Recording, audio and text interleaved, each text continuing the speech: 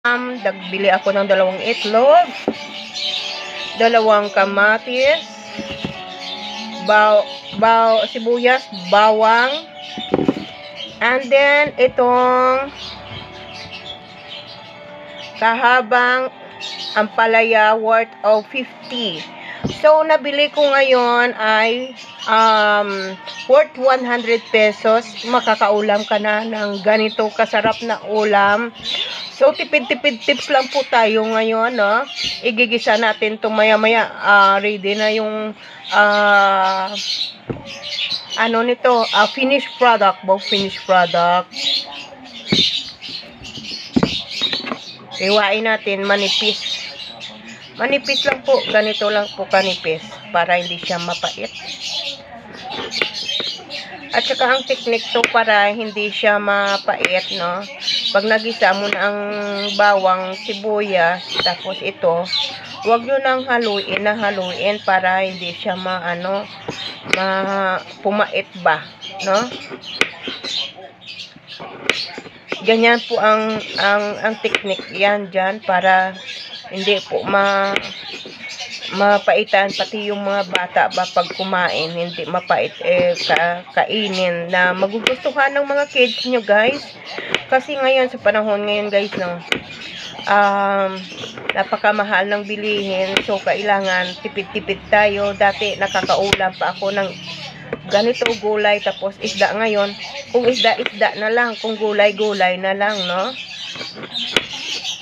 Kasi pati bigas nagmahal na rin. Ang pinakamura 50 na. So tayong mga simpleng tao, no, kailangan natin magtipid kasi wala naman tayong pinagkukunan na pagkakitaan, no. Kaya konting tipid lang tayo, makakaraos din ang Pinoy. Shout out pala dyan sa mga Marites, Kim Tuba, Tribu Payag. Shout out sa inyo, mga gwapa kagwapo. At shout out pala dyan sa basher, mga basher ko. Kaya sila gini nagpapataas ang aking views sa mga basher ko. Kasi guys, ayaan nyo guys ang basher na mag-comment yan guys. Kasi magandang sinyalis yan na maganda talaga ang video mo. Kasi inaabangan niya kahit nagluluto ka lang yan. Inaabangan ng basher yan para makakomment lang. So, mahalin nyo yung basher nyo. Huwag nyo pagantitan. Mahalin nyo palalo, no? Mga basher na mga ganyan. At saka pag nagawa kayo ng video, no? Ba't hindi nyo ba nakikita yung oras dyan tumatakbo sa video nyo? Imposible lang mata nyo buaw? Ano man? Ako, titingnan ko lagi yung oras kung ilan ang minuto yan tumatakbo. Yan, hindi ko gagawin 8 minutos or 7:30 lang. Or kasi maglalagay ka pa ng thumbnail. Maglalagay ka pa ng kaikikan. So, wag yung eksaktohon na 8 minutos. Ganon po yung technique na yan dyan. Iba sobra-sobra Ang init ba? Ang init. Tapos na ulan, init na naman. So, lagi yung titingnan kung ilang oras na dyan, ilang minuto nang tumatakbo video nyo. Putulin nyo. Tapos, sikat na naman. Pangalawa. Pangalawang luto. Ganito. Ganon. Tapos, pagkatapos nyo, premiere, i-short nyo. O, ilong nyo. Or whatever.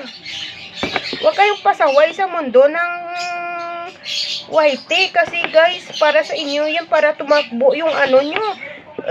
Kita nyo. Kahit na sabihin pa natin na hindi masyado trending yung video nyo, guys. Kung may views lang, ay matutuwa na yan si kung wala kang views, no? Ibig sabihin, pangit ugali mo. O, diba? Kasi wala ka viewers, hindi ka marunong makipag-friend, no? Hindi ka marunong makimarites, kaya walang view. Yan. So, kailangan, ka rin, makimarites ka rin kung ano nangyayari na sa buhay na sa mundo ng whitey. Yan. Ito na po, no? Ito na siya. Marami na to kasi 2 lang naman kami kakain ng asawa ko Kaya konti-konti lang. Kasi yung anak namin nandun sa Manila, pinapaaral ni Meld. Meld 0501, shout out! Yan. Tapos, pagkatapos mo to hiwa, yung iba kasi, binababad sa asin para mawala pait. Yung iba kasi, nilalapuhan ng mainit na tubig para mawala yung masyadong pait. Pero, wag nyong pigain. Wag nyong pigain, guys. Lalo yan, mag-spread yung pait niya yan. Babad nyo lang. Okay, thank you very much for watching my video na kahit na ganito ay nagtsatsaga kayo dyan na manood ng aking video ha. At saka sa mga kaibigan ko, panoorin nyo naman yung video ko sa FB. Maluoy kayo para sa matumakbo naman yung kitaan ko. No? Kitaan ko sa FB. Kasi hindi lang naman sa akin yan, kundi para tulong ko rin yan sa pamilya at saka yung mga people naghihingi ng mga estudyante ba nanghihingi ng mga load. So, hindi na tayo pwedeng magmakaawa sa mga sponsor diyan. Sila na mismong bibigay yan. Kaya papasalamat po talaga ako sa mga taong nagbibigay ng sponsor sa amin na pang internet ha, talagang mabuhay kayo. Ayan. Hindi ko na kayo isa-isahin. Alam niyo naman kung sino kayo. 'Di ba? Maraming salamat. Bye-bye.